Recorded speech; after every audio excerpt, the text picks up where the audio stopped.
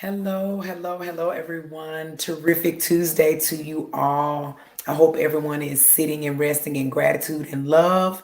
I'm unapologetically Angela, your host. Thank you for joining me on Relationship Rhetoric.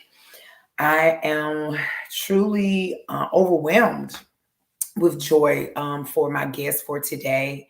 I have truly enjoyed growing older, aging, getting the wisdom that comes with living another year, watching the world change as I grow.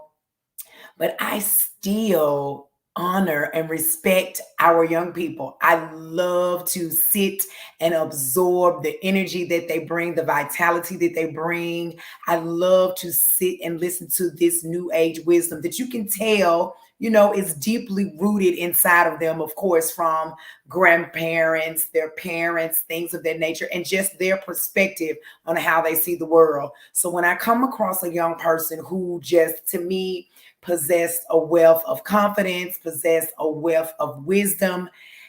Those of you that know me, I do this because I love to talk to people and I love to hear their story and I love to hear about their journey because each person that I interview, I learn something. I take that information and I'm able to use it in my day to day life.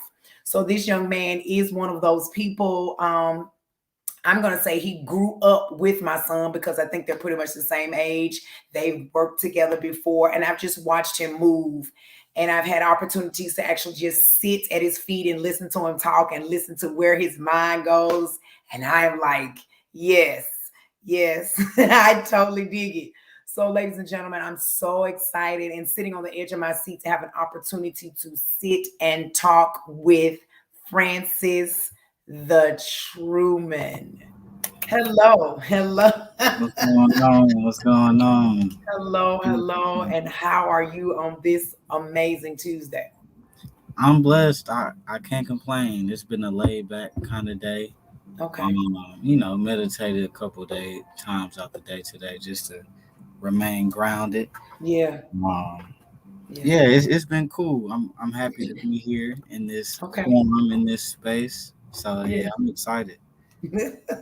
Me too. So I'm glad that you gave me the permission because my first question, I think our interview is going to be a little different because we're familiar with each other. So questions that I'm going to ask, I just want to see how you're going to answer them, if that's Okay. okay with you. Yeah, yeah. Okay. Okay. So first of all, like I said, I know you as Joshua. Right, right. And that's why it was very important for me to ask you what is the name that you would prefer to go by. So share with me your journey into where Joshua is now Francis the Truman. Cool. Well, most definitely growing up when you learn, your name, your age, how to tie your shoes. Just out of curiosity, you wonder where your name comes from. And so Joshua, um, I remember my parents telling me that it's biblical, and so they kind of took Josh from that. And I think my great granddad, Daddy Joshua was his name, and so that was what I called myself, what I went by leading up until around high school. Started writing poetry, doing spoken word, and I'm like, I need a cool stage name, and so I've been really invested in French, like the French language and culture, and so from sixth grade up until my second semester of college, I took French class, and so like I don't know, just the whole French vibe has been like a part of me. And then my great grandmother's name, her name is May Francis. And so I'm just like, Francis, the Truman sounds cool because Truman is my middle name.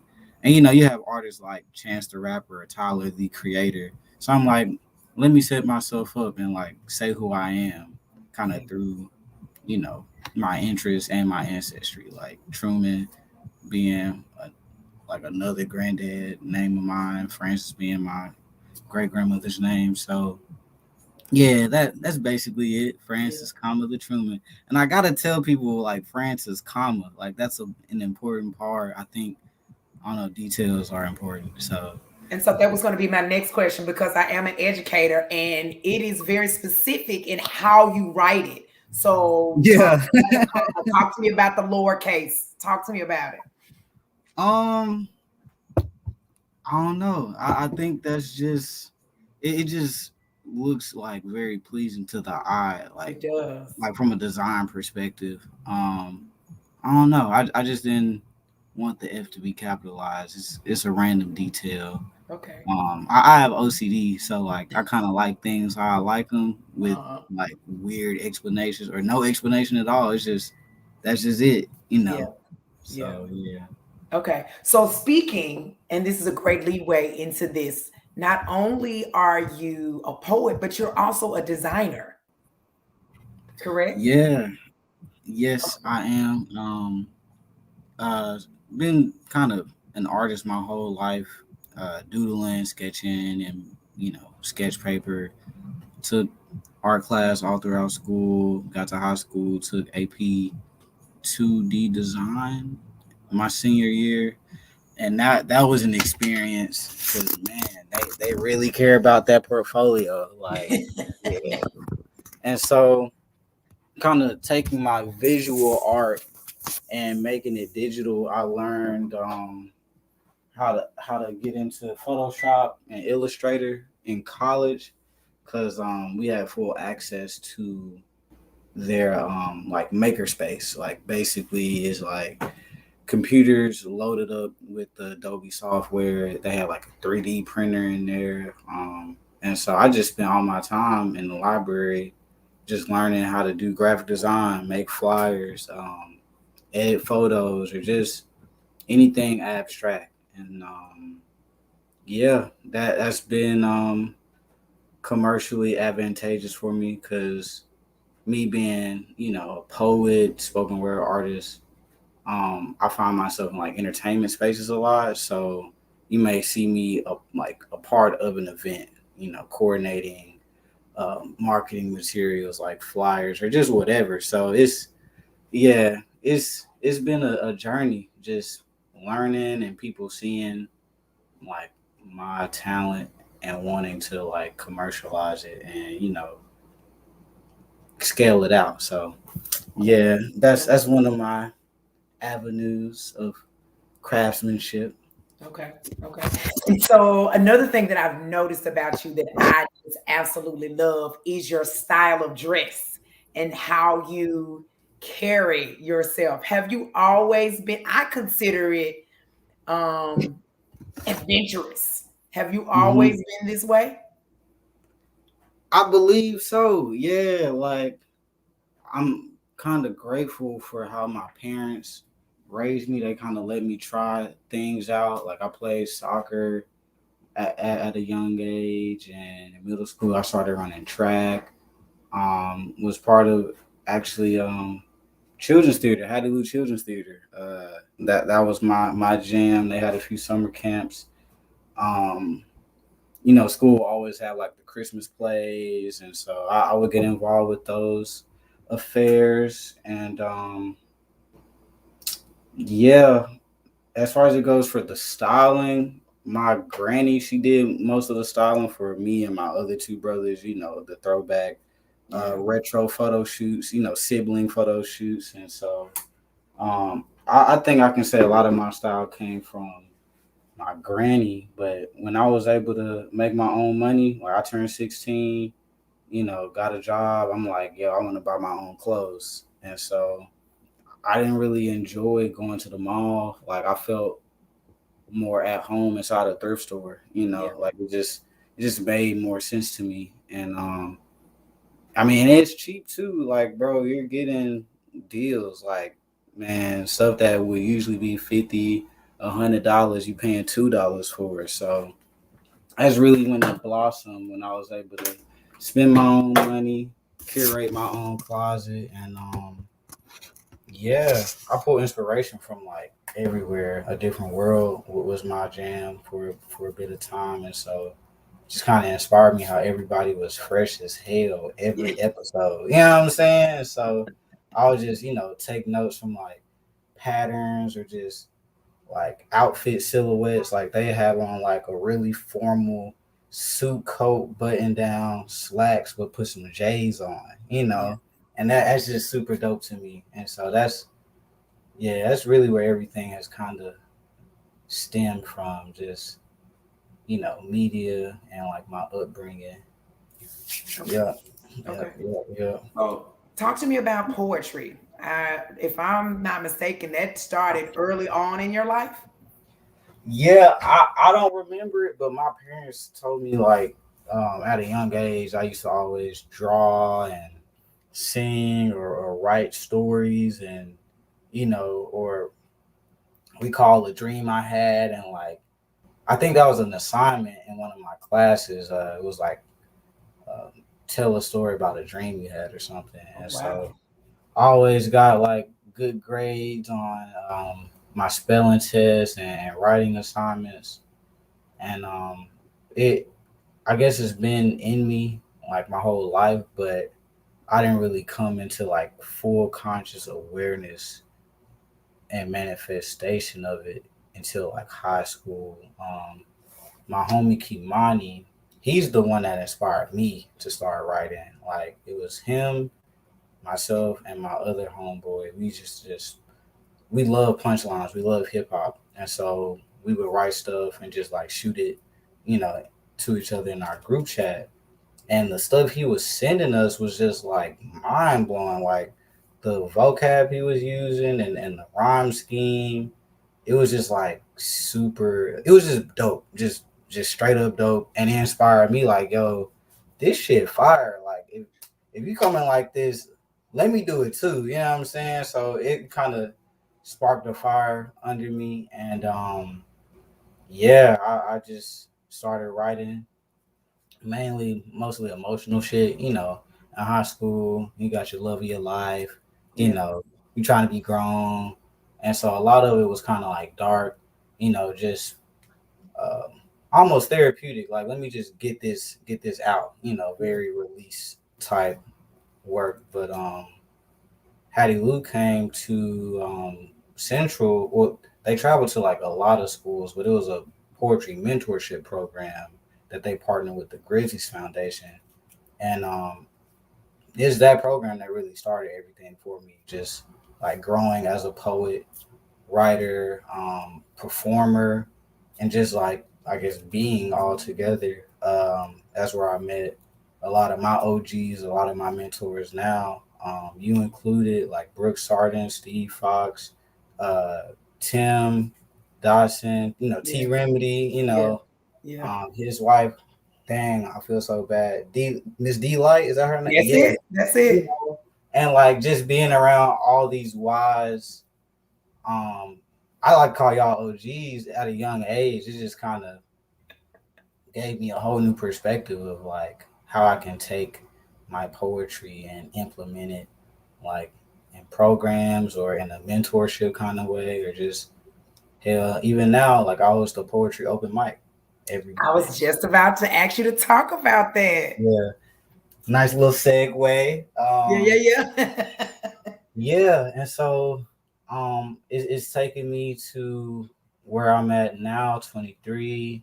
Um, Me and Steve Fox co-host this poetry open mic every Monday at High Tone Cafe, and it's the 901 poetry open mic. Admission is 901, and at first it was kind of, I want to say hit or miss, but some days it'd be a small crowd, some nights it'd be a larger crowd. But like the past like month or so, it's been a consistent like large group of people pulling up to either get on the sign up list or just hear poetry. And so that's beautiful, and it's putting money in my pocket because we split profits and everything. And yeah, it's a really special space that we hold for people to come and be embraced and accepted and like find freedom in their expression. So yeah, it's cool. It's cool seeing things like that come together, all in the love and light of poetry. Absolutely. Absolutely. Yeah, And you get on stage quite often. yeah. Yeah, I have a lot of friends that are also artists, and they need like a host or MC for their production. So I'll get into my host bag, my MC bag. Um, but I take notes though. You know what I'm saying? Like I watch Def Comedy, and just take notes from like Martin, how him and Kid Capri fed off each other's energy, or ooh, somebody said I reminded them of this person, the guy that hosted Soul Train, Don Cornelius. Dawn Cornelius. Yeah, somebody told me that I was giving them like that kind of energy. I'm like, man, like Wow. that's I'm not worthy. You know what I'm saying? Like these Wow. are Okay. these are like I said, OGs, like legends that's been doing this. So to be even in the same thought of these people, it's pretty cool. And like it's business too. Like people make money hosting. Like Steve Harvey, um, dude off of Deal or No Deal, Wayne Brady. You know what I'm saying? Like we're just literally just hosting a game show. So I get in the stage and that light, the poetry. I haven't done any acting lately, but I think every poetry piece is an opportunity to like act out your feelings, or Absolutely. re Absolutely. re-dramatize, whatever the piece is. So yeah, that's basically it for my stage life. I know you do your thing too. That's really, I think that's the first like light I saw you in was the Guilt, Lies, and Lust 3 or 4. You know what I'm saying? Like it was probably like, I know I was pretty young, but to see a production like that, it's like, damn, okay, I guess I'm cool enough to kick it with the grown ups, you Yeah. know what I'm saying? Yeah. Yeah. So that was Yeah. a really cool production, really just dope to like see, I guess, erotic, comedy, drama, like all pieced together so well. And it's a good play too, good series too. Like, It was good. It was yeah, good. so It was yep. good. It was good. Very nice. Very cool. So, Francis, let's talk about spirituality and Mm, talk to me about when I don't want to call it a light bulb came on, but you felt the light consuming you. mm.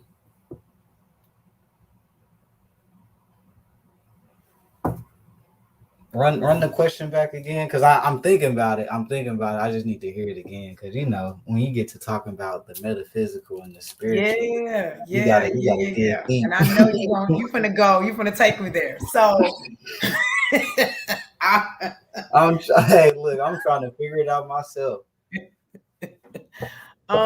as far as your spirituality, Hmm. like if you could, I wish you could see this, but wherever you are, there's a light above you and the light is shining, but there is a light around that light that's around that light. Yeah. Okay. So when did you have a moment, or when did you feel like you connected with what spiritually gave you light, gave you inspiration, that you connected with it? Mm. I can't. Well, okay. I'll mention maybe the first moment, and it wasn't pretty either, because these moments happen kind of on a daily basis. Just having breakthroughs, or um, reaching new degrees of like self. And so the first moment for me, I was in high school. My dad started practicing Buddhism, and that Hmm. really fucked me up. Like, cause you I was raised in a Christian Baptist home under dogmatic kind of teachings, where it's like, okay, this is the way, and if you practice or believe anything else, like it's false. Like it's a false idol, or that's not the way, kind of thing. So to see him just have the courage and the clarity to be like, hey, this isn't working for me. Let me take another path. I was crying. I'm like, bro, this doesn't make sense. Like, what do you mean? Like, you're practicing Buddhism and like they chant.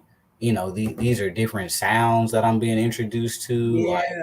it's just like, yo, what's going on? And um, it was most definitely an adjustment, but I think that was the very first moment where I realized that, like, hey, it's up to you how you find, your higher self, or your higher purpose, or get in touch with source, spirit, um, the energy that we refer to as God. Like, it's different paths to that enlightenment. And so that was the first moment, because it just threw me all the way off. Like, what you mean Buddhism? Like, don't they do that in China? You know what I'm saying? Like, That's you a right. black man. You know what I'm saying? Like, Yeah. so Yeah. that was the first moment. And then I feel like every time I even talk to my mom, I have a light bulb moment, because Yes. she she has just thrived so much just off of her practicing faith, and like trusting God and believing in her purpose and her calling. And so she's going to Egypt next week, bro, I for know. comedic yoga training. And like she made a vision board with Egypt on it, like had to been maybe 5, 6, 7 years ago. And so to see that show up now, it's just kind of like, wow, okay, thank you. You know what I'm saying? Thank you for that reminder that, like, Mhm. it's all in my reach. And Yeah. so yeah, it's a daily, like, moment to moment thing, just having those light bulb moments, because we we have, like, we experience enlightenment, and it's like, okay, cool, I have this knowing, I have this knowledge, but we're human, and like we can succumb to the ways of the world and just our emotions, kind of creating static and clutter, Mm. and remembering and holding on to that belief. So it's an everyday thing for sure.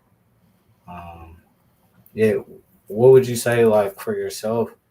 Was there like a clear moment in time and space where you was just like, golly, I think it's starting to make sense now, or To be honest, um, clear path, no.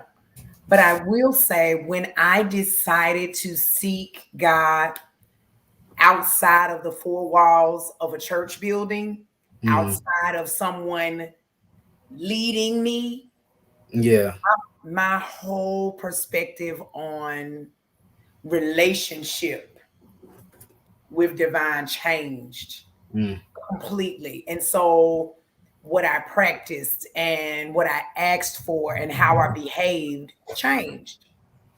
So, What clear. things were you asking for? I'm sorry to interrupt. You know how typically, since you were brought up in a Christian home, you are always, there's a formal prayer. This is Right. what you pray for. This is how you ask. This is the position to be in type. I began to walk and meditate. I began Mm. to have conversations regularly. I began to embrace the fact that God is in me. You know what I'm saying? Source is in me. If I am Ah, a reflection thereof. So yeah, I say my perspective changed. I was able to listen to young people, yeah, that didn't grow up like I grew up and was like, tell me more, right. you know? And I have to say, in the spirit world, I'm so much lighter. But also I'm so much more open. So I have to be very careful. Hmm. I have to be Hmm. very careful. So, can you talk about boundaries? Saying, because I feel like I'm going through that shit right now. Just like protecting my energy, managing my energy, Hmm. not getting Hmm. psyched out by, Hmm. like, knowing that, okay, I need to put up this boundary, but what about the shit that's gonna come with it? You know what I'm saying? Or like just Right. all of these anxious, hypothetical narratives that may or may not happen. Right. And so, do you have insight as to, like, you know how do you keep your peace? You know what I'm saying? Well, my best friend is on here going in on this chat, and she will attest to I am really honestly at a point, and I have to be, ooh, the word, I don't want to use the word selfish, but it's very true. I have to really be honest with myself. And if I walk into a situation or I'm feeling a certain type of vibe and I'm uncomfortable, or I know that there is a boundary and I need to step back from, regardless to how it affects the other person, the other Mm-hmm. situation, I remove myself from that situation. If by chance there's a conversation that comes up of why you left, how are you feeling, blah, blah, blah, blah, blah, I'm very honest because there were so many points in my life where I allowed myself to sit in situations where I was uncomfortable and the anxiousness started. And then I wondered, why am I depressed? Then I wondered, why am I paranoid? Or I'm wondering why while I'm feeling uncomfortable, because I've absorbed all of this unnecessary energy that I knew I wasn't feeling in the first place. Right. So Yeah. one of the things I will tell you as you grow older, you are going to develop that confidence of where, hey, dude, hey, ma'am, I'm not feeling this. I'm going to check y'all later. We'll Right. talk. Or put up a boundary to where you don't speak or have any interactions with whatever that energy is, period. For sure. I appreciate that. Because, real talk, everybody out here ain't happy or glad that people are learning and expanding spiritually or even physically. And I've come to realize no matter how much I love or who loves me, when I go to sleep at night, it's me and my ancestors. Right. For real. So, being uncomfortable because you have to set boundaries, that's part of your growing pains. Yeah. What they say, there's purpose in pain. And listen, I will raise my hand high in that one. For real, for real. There is Like purpose in pain. that's another breakthrough moment I had at the open mic, and that's why I'm so like grateful for that space, because it's not just for y'all. Like shit, that shit for me too. Like Right? it's therapeutic going up in there, and it had been a difficult couple of weeks, and I had managed to get out there. And me and Steve, we have really open dialogue, and I was just talking about like my emotions, and he said something that just reminded me, like, damn, like when things get tough, like it's supposed to be that way. I think we were talking about balance and how, like, you're not gonna be up all the time, and when things do get down, it's not the end of the world. You just down for a little while, like you gonna be back up. You know what I'm saying? And so that's just like another moment, like a Let me tell you light what bulb. your mom taught me about when I used to talk to her. Okay, in case y'all didn't know, this is Jackie O's son. Man, My she's so cool. cool is an understatement. She A just the celebrity, sound of bro. her voice, just I'm telling you. But anyway, she taught me about not even using the word balance, but using the word harmony. Because Mm, again, going back to the purpose in your pain, your down moments really do teach you how to rebuild, how to deal with those emotions so that when you're back in harmony with the flow of things that are happening, you're going to use what you got from those down moments. yep. So Yep. I really started using the word harmony. So when stuff happens, we still here. We still Yeah, here, you know. So I so appreciate her. man. Hey, we could have a whole talk show just on Jackie O alone. Like, Just on man, Jackie. Exactly. Exactly. I told her I cannot wait to meet the Jackie that comes back from Egypt. You boy, saw you man. Like, we had dinner this past Sunday, like our Thanksgiving dinner, since he's gonna be going for Thanksgiving, and Mhm. just talking about ancestors. We had dinner, and then we sat and just talked about well, she talked about herself and her story, because she realized, like, we, as a family, just sometimes don't sit and like talk about where we come from, because that'll give insight as to some of our current behaviors or just how we show up in spaces. And Mm. it's just really cool hearing you talk about when you go to sleep. It's just you and your ancestors. And my mom was talking about her ancestors and just her dad sharing something with her that he never shared with her before, and it kind of took her aback.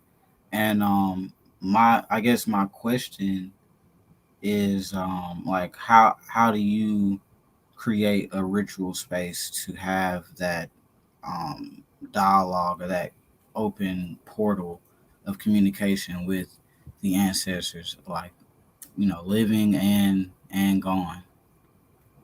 What I've come to realize again, that key word is really, really practicing being open. It is terrifying. I'm not going to say scary. I'm not, it is terrifying because, Mhm. again, when you are trusting and opening yourself up to be able to receive, not all spirits that come and things that visit you are for your good. So I make a habit of speaking to my great grandmother on a regular basis. I make a habit of speaking to my grandmother. Now, I can't believe I'm sharing this publicly, but because you brought it up and you mentioned her father, my father passed in 2019. Mhm. And I woke up with the intent of just feeling his energy around me, feeling his presence, because I'm the firstborn. So having a daddy figure that was so protective and so loving, I miss that. I Mhm. text his phone number just to say hello, because the statement that was in my head was, man, if I could hear from my father, if I could just get a text message from my father and quote, I wouldn't be concerned about hearing from nobody else. So I Right. decided to text and say hello. I text my father to say hello, and there was a response that came back that said, what's up? Here's the part that made that key. When that text message came through on my telephone, Isn't She Lovely, which is the song that my father played for me the year of my birth regularly to me when I was in my mama's womb and when I was born, was the next song in my rotation. I'm gonna have to call you Joshua on this one. Listen, it set me in the floor. I sat in Uh, that moment and embraced, to me, the hug of my father. mhm. And nobody's going to Mhm. tell me that that was not my father speaking to me, giving me confirmation that he was there and watching over me. If God is watching over us and protecting us, then that means those people that are up there resting with him are doing the Yeah. exact same thing. Yeah. Cool. So, you know, there are some rituals that I practice, but my practice is continuing to talk to those people Mhm. regularly, having a regular conversation so that when they do speak to you, there's, for a fact, oh my Yeah. goodness, that's my great grandmama talking to me. Right. Ooh, what is that smell? That I remember that smell from. Yeah. Okay.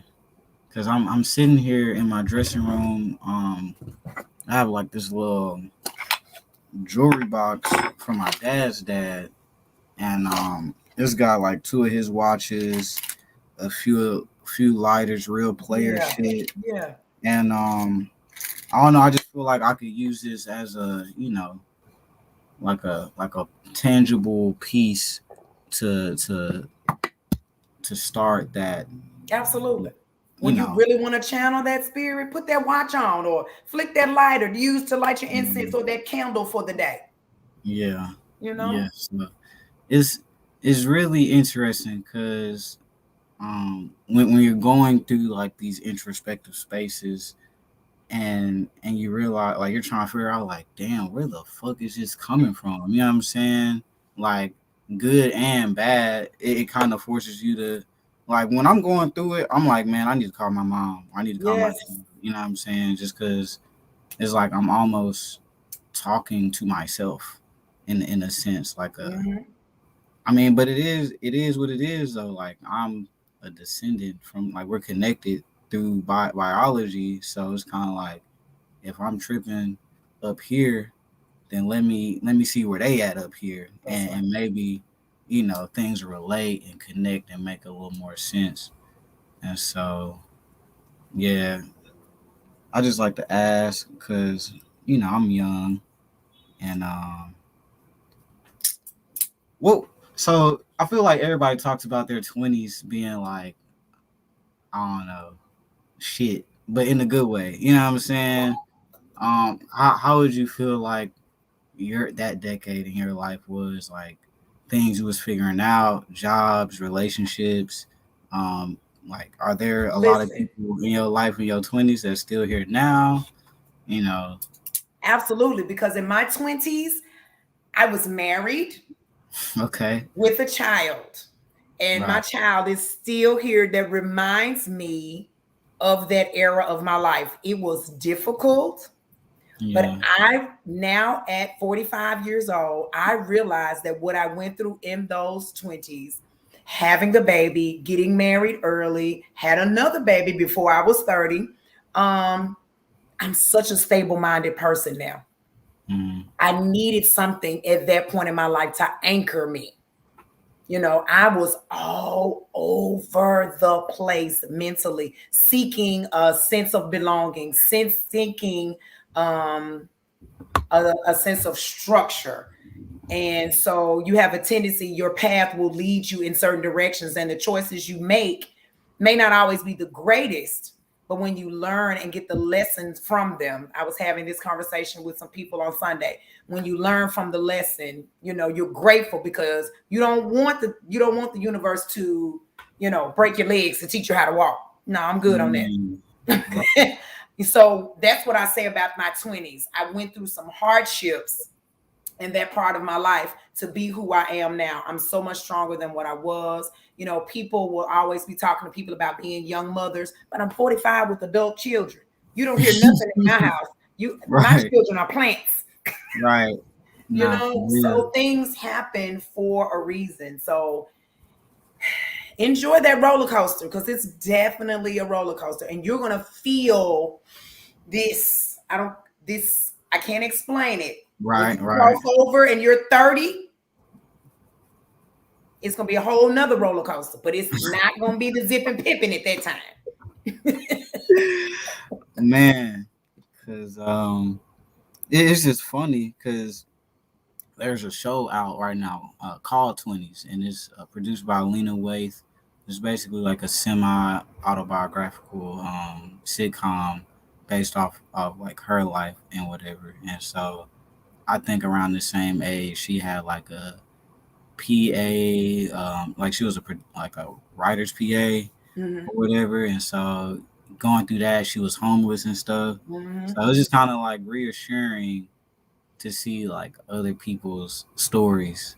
And it's like that reminder that, hey, this life shit gonna get out of hand, but it's up to you to breathe and like go step into the flow of it all and realize that, coming out on the other end is all part of the process.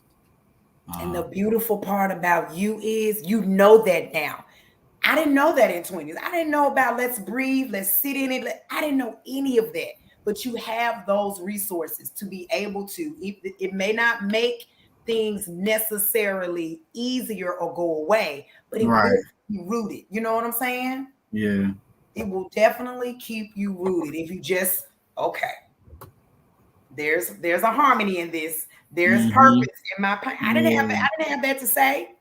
I Right. didn't have that to say. No, I'm patting a premature baby, trying to figure out Man. what is going on in my world. Right. So I'm really grateful that you do have these resources, physical and spiritual, that is going to, man, when you do get to be my age, you're gonna be a beast. And I'm taking it one moment at a time. Absolutely. Cause my whole life Absolutely. I've been hearing like, man, you got an old soul, or you've been here before, or people will ask my age. I'll be like, yeah, I'm 23. They do not believe me, like like at all. It's almost like I gotta convince them. I can show you my ID, Right. with my social security on it. Like it's real life, and so that's always interesting to like internalize and process, like people picking up on that like old like wise kind of energy and me getting in my head about it, it's like, man, I hear y'all, but shit, I'm still figuring this shit out myself. Like, what you mean you wise? Like, shit, I'm learning right now. Hell, I'm Right. figuring it out. So, Exactly. yeah, Exactly. Exactly. yeah, Well, I do. I really, really appreciate you speaking with me. I most really do. definitely. I picking your brain, I knew it was going to be really exciting. I knew that this was going to be a dialogue and you were going to be talking back and forth with me. So I was Yeah, like, no, it's a talk show. It's it take two to tango. absolutely. But you would be amazed how many people won't talk back to me. They just wait for you to ask all the questions. Man, look, at first I was like, I think I was waiting on you to ask some questions. But I'm like, nah, me and Angela have done this before. Let We me. have. We have.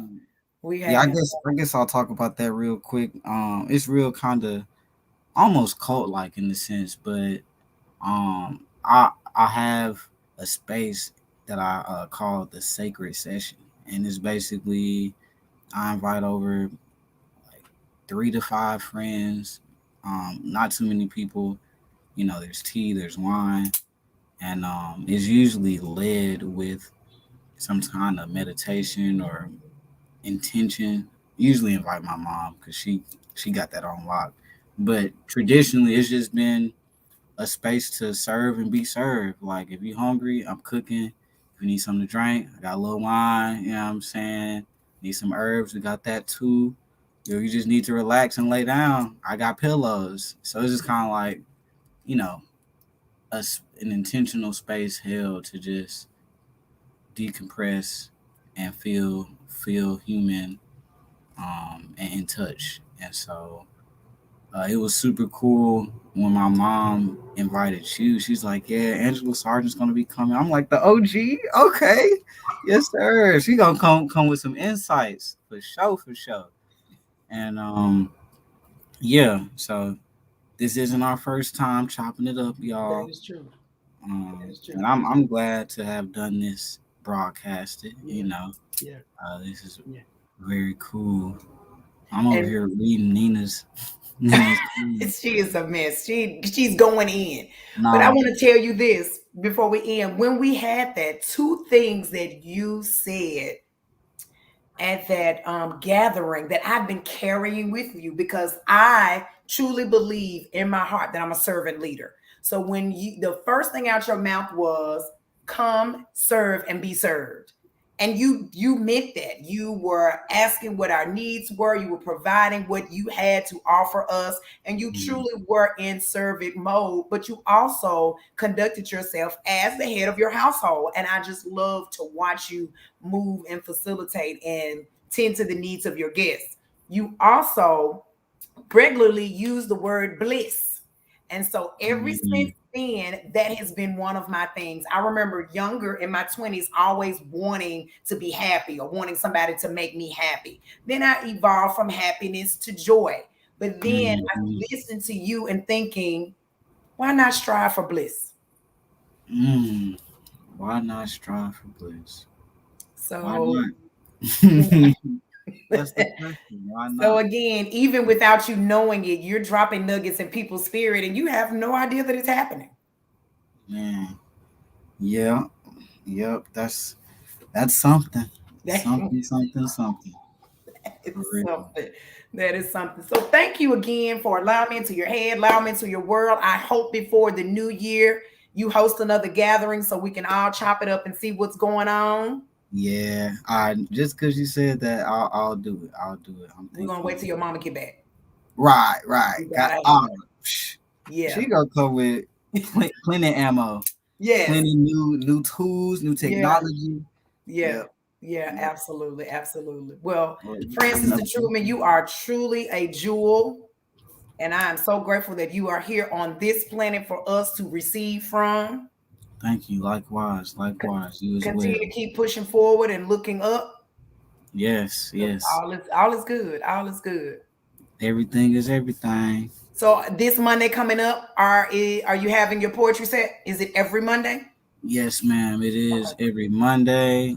With few exceptions. Sometimes Hot Tone might get booked for a show. Okay. That's really how we're able to do it every Monday because bars are slow on Mondays. So they're like, hey, if y'all want to do this open mic, then go ahead. Okay. Yep, every Monday. Steve will actually be out of town, and so I got to hit up Fat Mac. I wanna co-host it with him. Oh, Cause he another one of my nice. OGs. Like a lot of shit he do, I be taking notes. So Yes. and we've been running into each other a lot here lately. So yeah, we'll see this coming That would Monday. be a great collab. 'Cause he a Definitely. fool. He He's is a whole fool. he is I can't top it, Yeah. like yeah. So Yeah. we'll Yeah. have to see. We'll have to see. Okay. Well, please keep me posted because, school, last day of school is Friday. Oh, so y'all got the break coming up. Woo. Okay, perfect. Yeah, I got like several teacher friends now, and like during the week, it's a wrap. I don't even hit them up. I don't even Thank hit you them for up. understanding. Thank Yeah. you for understanding. Y'all got the child schedule now. Y'all up early, going home late, extracurriculars, all that. Like y'all in school too. That's For right. real. That's exactly right. For real. Exactly right. Well, Francis the Truman, thank you. Have a blissful night, and I cannot Yeah. wait to talk to you again. Yes, ma'am. Why not choose bliss? Why not? Why not? Why All not? right, Why not? cool. Have a good night, love. You too. Peace, peace. Peace. So refreshing. So refreshing. I'm telling you, anybody my age or older, take a moment and talk to some young people. Talk to some young people. They will refresh. Now, be careful of the young people you talk to. Be careful. You know the vibe, feel the vibe, but talk to some intelligent young people. Talk to some young people who are striving, who are out here, who are growing, who are expanding, who are on a journey to evolution. Have a conversation and you will be amazed a how refreshed you will feel and what you can pour into them. It's our charge as elders in the community to talk to our young people and give them a support system and give them a place to ask questions and share their misconceptions, and as well be open enough again to receive what is coming through the channel of our young people. I'm so grateful to know him. I'm so grateful to have seen him younger and see where he is now. So, again, thank you so much for being on the show. I hope everyone has a wonderful week. And because bliss is in our tongues and in our spirits, peace, love, and choose blissfulness. Have a wonderful week, guys. I love you.